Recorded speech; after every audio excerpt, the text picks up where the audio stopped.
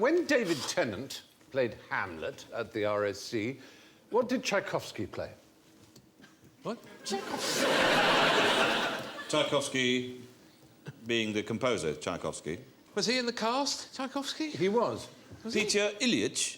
Not Peter Ilyich Tchaikovsky, the Russian composer. Another musician called Tchaikovsky. He was also a pianist, a rather startling and amazing pianist, actually. Most eccentric pianist. Richard Stilgoe. No, I've already told you his name. It was Tchaikovsky. Tchaikovsky. Are you saying he played Richard Stilgoe? Yes. He blew into Richard Stilgoe and a noise came out the other end. You're putting him in the past tense, so I am assuming he may have shuffled off his mortal coil. To quote Hamlet. To quote. Or indeed. And that will be the only quote. That's it now. I've blown all my quotes. But you've done damn well. It's a good start. Yes. So if he's dead... He was dead. He was so he's not alive. Skull? So he's a skull? Yes, he played the skull. Yeah, we don't have the real skull there, but that's what a skull looks like. He was a very passionate Shakespearean. That is the real thing there, was Tchaikovsky, and he bequeathed it to the Royal Shakespeare Company, asking that it be used in productions of Hamlet for the part of... Do you remember the character? Whose skull it is that Hamlet...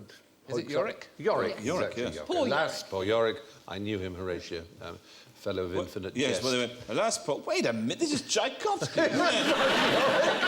He can play a tune on his teeth. Yeah, there was quite a bit of trouble.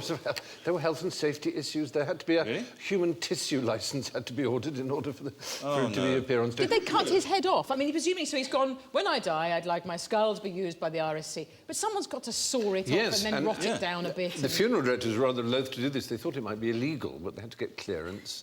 And David Tennant every day held it in his hand. Tchaikovsky would have been very pleased. That's what he wanted, after all. Yeah. There he is looking at it. Look at that. Yeah. A tramp yesterday. You hope they've had to dirty it up again. Oh, they very much, yes. So that's not just a bit of the guy that's still clean. There's a little face still on there he's got to wash off. It's a long time since I've seen Hamlet, but because it's such a well-known bit, you don't really question what happens in it. And it's an odd thing to do, to pick up a bloke's skull from a graveyard. But someone he knew... And then to sort of go, alas, you know, I knew him well. You, rather than going, I feel a bit weird having picked up his skull. Because I knew him. That's sort of what he's saying. He's saying, you know, it's ridiculous. I knew this man. I would sit on his lap when I was a boy, and he's just... We're wont to set the table on a raw. And he looks at him and says, so where are your jokes now? Yeah.